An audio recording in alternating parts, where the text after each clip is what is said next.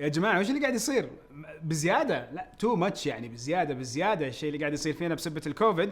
وايضا امريكا قدرت تحد من انتشار هواوي وايضا سامسونج في ورطه.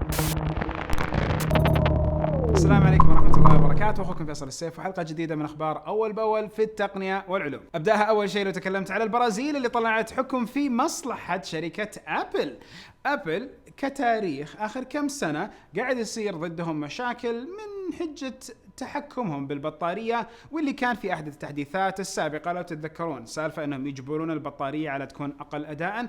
المهم طلعوا تحديث وصلحوها، ولكن في بعض الدول اتخذت قرار العداء اتجاه أبل أو رفع قضايا، والدول اثنين منهم كسبوا القضايا وأمورهم طيبة. في أمريكا وفي فرنسا ضبطت الأمور، ولكن البرازيل يوم وصلت الأمور للمحكمة طلعوا فيها وعطوها dismissal، عطوها استبعاد كامل. القضية كلها بالنسبة للمحكمة ما عبرتها، قالت هذه المفروض القضية تمر على لجنة تقنيين يعبروا هل يسوى الشيء اللي صار ولا ما يسوى، وبعدين تجي عندنا. فمو دائما الناس تفوز ضد أبل، ومو دائما حيندفع لهم مليارات، بس أحس كذا البرازيل بيعيدوا التفكير في الأمر، خاصة لأنه الحكم الماضي كان بنص مليار استفادوا منه بعض الناس. انتقل لهواوي ونمو قطاع الاتصالات يمكن يتأثر. ما قاعد أتكلم على الجوالات، ولكن الاتصالات نموهم العالمي يمكن يتأثر بعد الأشياء اللي صارت لهم من سبتمبر أو من ماي الماضي. نتكلم على تبيعات تطبيق شبكات ال5G من هواوي قاعد ينكمش بشيء بسيط، مما أثر على انتشار شبكات ال5G والبزنس حق الأعمال حق هواوي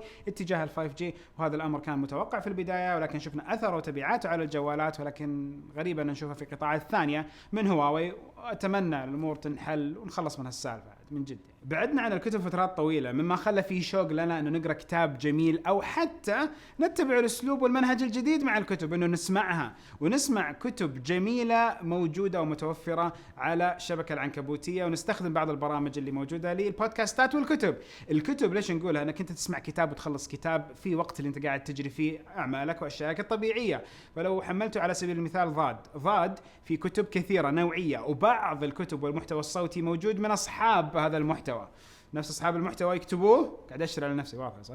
وأيضا تلاقوا من خلال منصة ضاد بعض الكتب اللي جدا رايقة، بالذات طريقة الإلقاء حقتها. وأنصحكم في هذه الحلقة تشوفوا المناهج والكتب اللي موجودة عن ريادة الأعمال، فهتلاقوا فيها اختيارات جدا جميلة. حملوا ضاد، أموركم طيبة إن شاء الله. نهاية شهر مارس حيكون إطلاق الهواويات الجديدة مع أجهزة هواوي، حيكون منافسة أكبر في السوق.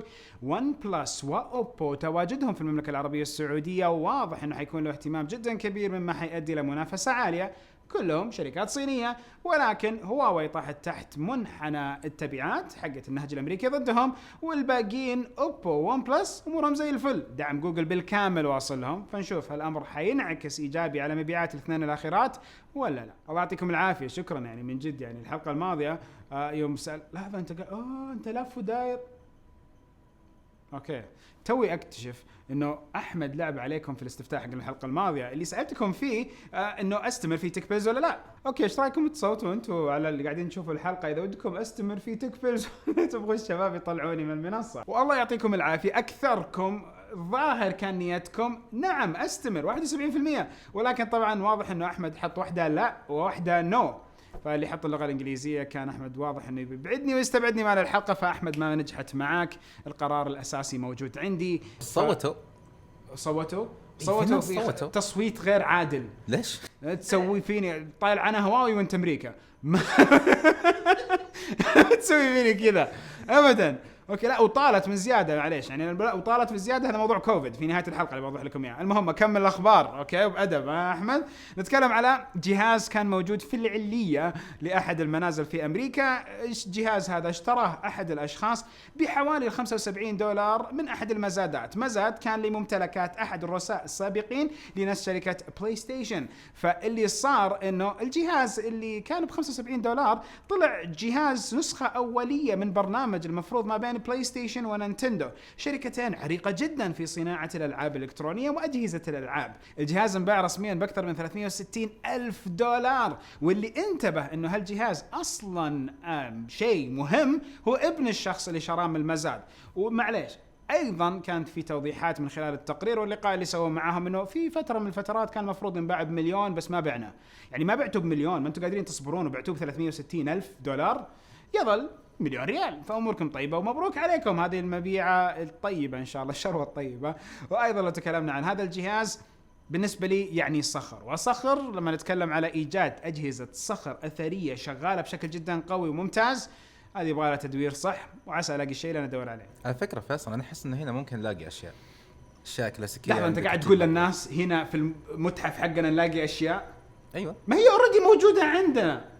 اشياء بفلوس. ايش وضعك انت اليوم؟ اشياء ما تدري انها تجيب قيمه يعني. اشياء تجيب قيمه. اوكي لا تب علي، حسبت التنمر اللي صار قبل شوي. فلا يمكن نلاقي اشياء كثيره ذي قيمه هنا موجوده، خاصه انه يعني عندنا حتى اجهزه مغلفه جديده. يمكن شفتوا سناب ايش صار، ان جت احد الجوالات شاريها من احد المواقع وجانا جهاز جديد ايفون 4S جديد مغلف، وفي الموقع اكتيفيتد يعني حتى ما شغل ابدا، والمفروض النايل اللي عليه حتى ما انفك. في اشياء كويسه، لا عندنا اشياء كويسه. TCL طلع لنا افضل منظور لجوالات ما تنطوي، ولكن منظور لجوال ينسحب. يا جماعه كثير منكم شاف هذا الفيديو ونشره وقال انه هذا هو مستقبل الاجهزه.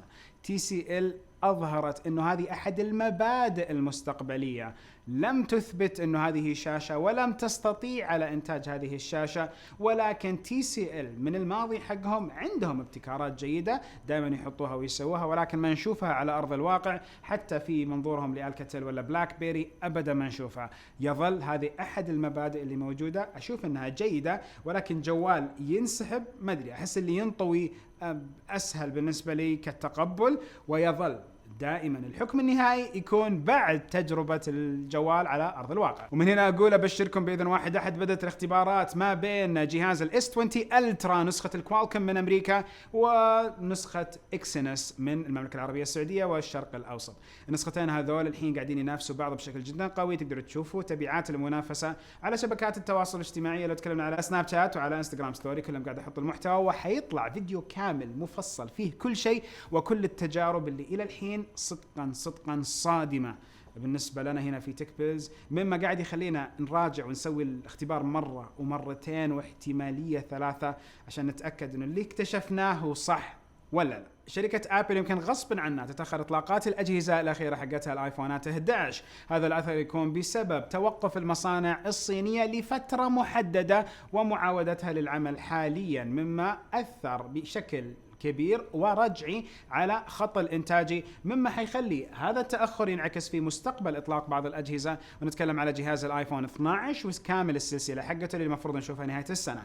الحين ايضا في شهر 3 و4 و5 كنا متوقعين جهاز جديد من شركه ابل اللي هو الايفون 9، ما زال الامر متاح وحنشوف هذا الجهاز الفئه المتوسطه من هذه الشركه.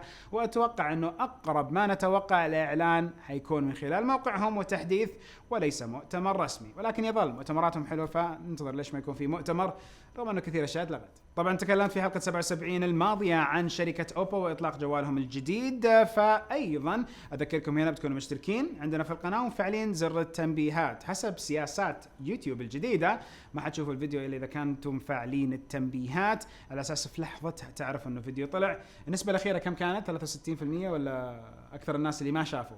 كان في نسبه عاليه. قاعد تشوف جوالك تبي تطلع الرقم بالتحديد. انا كنت تقريبا ترى ما في داعي ماني حافظه. خليك على هذا شوي. لسه جالس. خليك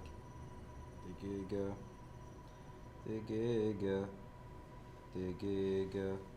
اخبارك فيصل؟ شو مسوي؟ عساك بخير؟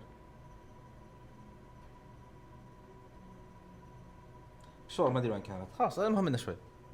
في بداية الحلقة تكلمت انه الموضوع صار تو ماتش يعني، ونتكلم على كوفيد واثر كوفيد على العالم بجانب طبي علمي قاعد يقول انه ما في الخطر جدا كبير، وجانب تطبيقي واقعي زي اللي قاعدين نشوف في المملكة العربية السعودية واخذ احترازات والحيطة، وجانب اعلامي يضخم الامور بشكل مو منطقي ابدا.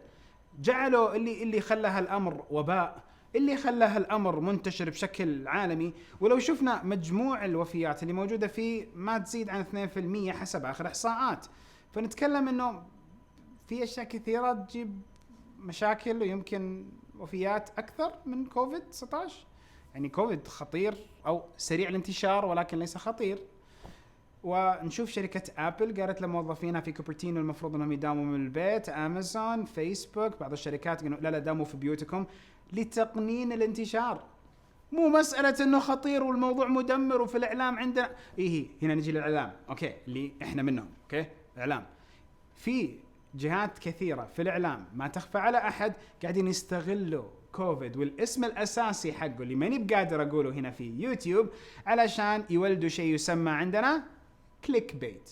كليك بيت وانك تشوف الموضوع والعنوان المسمى بهذا الامر وروح تضغط عشان تعرف السالفه، وفي النهايه تعرف انه ما في شيء يروع، او انهم يكبروا الموضوع اكبر من حجمه. خلونا منطقيين، خلونا واقعيين. بعض الاشياء اللي نقدر نسويها اشياء الهايجين تتبع اللي هي نقدر النظافه الشخصيه، في غسل اليدين، في ملامسه الافم والانف والعين، اشياء بسيطه نقدر نسويها وامورنا طيبه باذن واحد احد. لا نروع بعض، لا نخوف بعض. لما تكلمنا عن المساحه الاعلاميه اللي موجوده وقرب العالم وكوننا في كوكب واحد صار مخلينا مع بعض قريبين من بعض، مو نخوف بعض بالطريقه دي. فالموضوع اعلاميا يحتاج ان نقنن منه، يحتاج نكون واقعيين اكثر ونكون ناخذ نهج الوسطيه في قبول العلمي وايضا في القبول الواقعي وتوكيل امر الله سبحانه وتعالى. ونهايه الحلقه وكل حلقه، سبحانك اللهم وبحمدك اشهد ان لا اله الا انت استغفرك واتوب اليك. انصحكم الحين تشوفوا المقارنه الاساسيه اللي ما طلعت الا بعد جهد جدا كبير سويناها ما بين الايفون 11 برو ماكس وبين الاس 20 الترا، هالجوالين اللي ينافسوا بعض بشكل جدا قوي، وبالتاكيد المنافسه ايضا بين الالترا وبين الميت 30 برو بدون خدمات جوجل بشكل رسمي. شوفوا المقارنه واشوفكم على خير.